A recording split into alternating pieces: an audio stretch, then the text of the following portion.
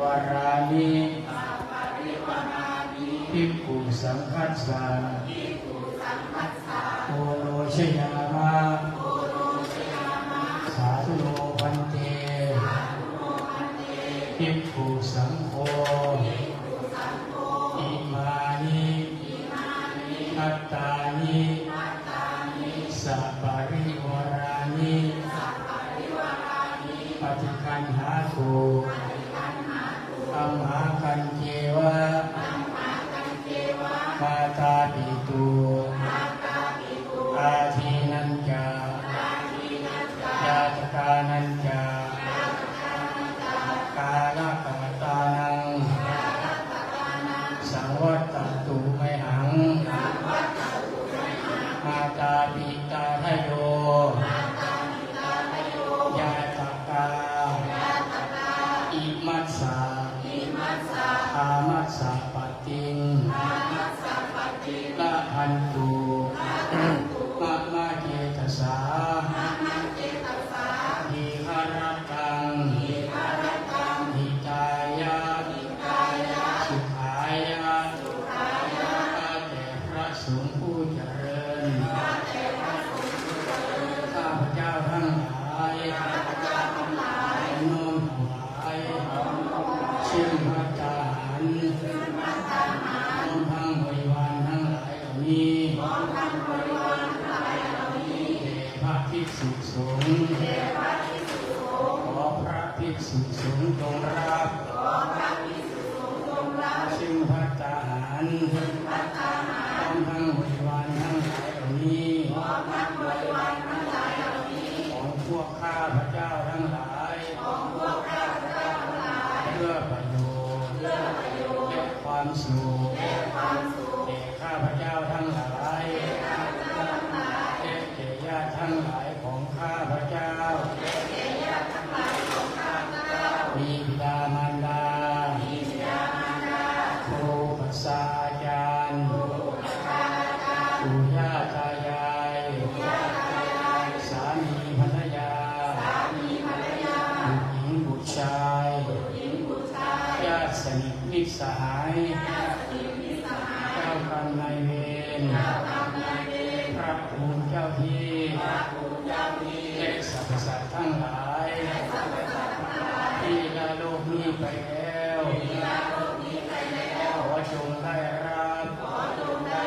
กุศลผลบุญแห่งทานนี้ตามความประสงค์ของพวกข้าพเจ้าทั้งหลายถ้าหากปัญญาญาติเหล่านั้นท่านถูกทุกข์ขอให้พ้นจากทุกข์เมื่อถึงสุขแล้วขอให้มีความสุขตลอดไปเถิด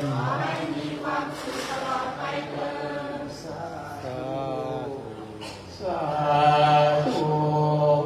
สาธุสาธุ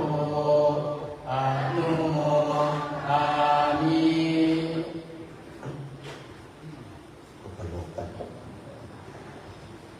นะโมตัสสะภะคะวะโตอะระหะโตสัมมาสัมพุทธัสสะนะโมตัสสะภะคะวะโตอะระหะโตสัมมาสัมพุทธัสสะนะโมตัสสะภะคะวะโตอะระหะโตสัมมาสัมพุทธัสสะยัคเขพันเตสังโฆจานาตุอายังปัทมะภาโคเทระสะปาปุนาติอวันเสสาภากาอัมหากังปาปุนันตุภิกขุจักสามเณราจักหัตถาจักยะธาสุขังปริปุญจันตุเอโสปัตมะภาโคเทระสะปาปุนาติอวันเสสาภากาอัมหากังปาปุนันตุภิกขุจักสามเณราจักหัตถาจักยะธาสุขังปริปุญจันตุรับพรเลยไม่ต้องลุกรับพร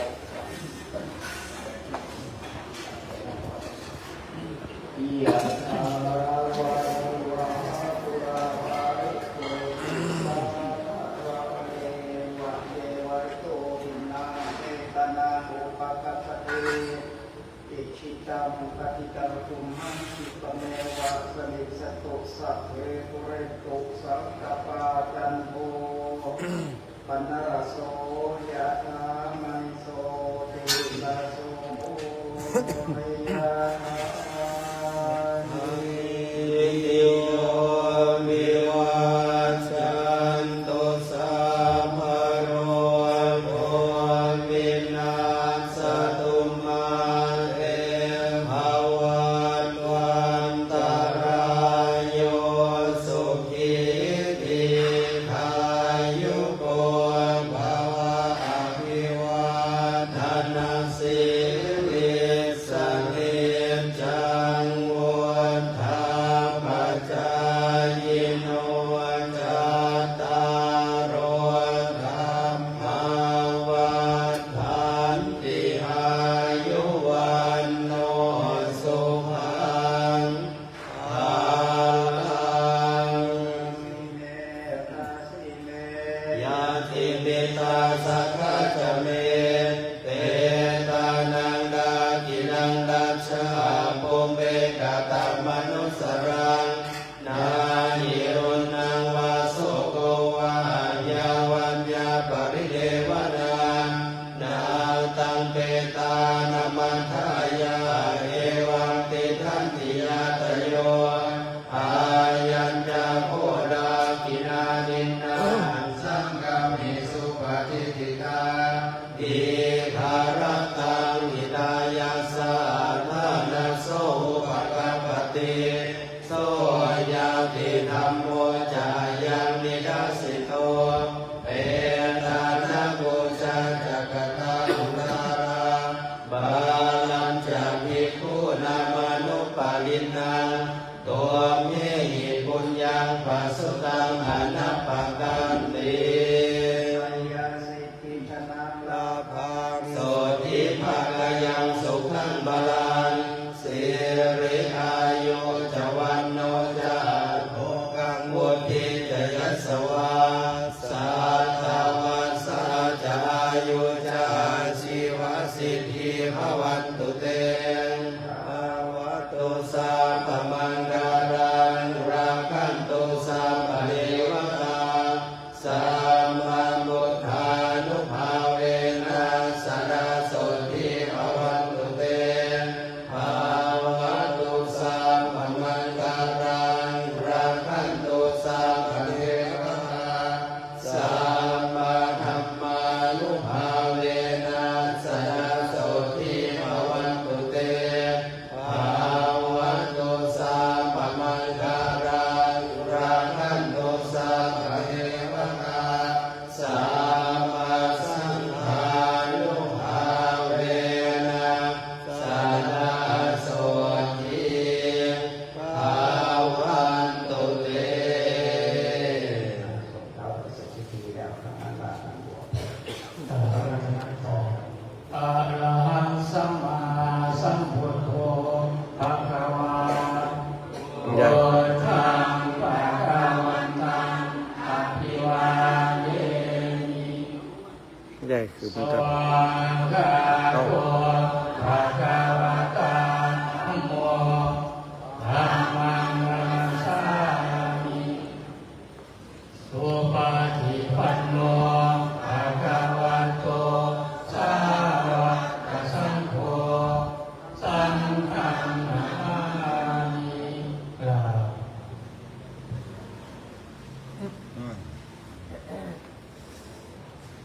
มาบ้านมาแล้วเด้แต่เมื่อวานได้น่ะ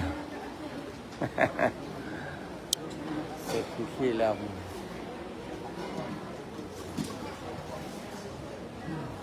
ตู้เขียนมาด้วยเราทัดเขียนได้ ขอโอกาสพูดจากคณะสงฆ์จะได้พอใจโยมของพระบุตรที่สองในพิธีที่เข้าทำพิธีมาเป็นกุศลเนื่องในวันแม่แห่งชาติเสร็จเรียบร้อย วัดศิลาดศิลาด นัดกัน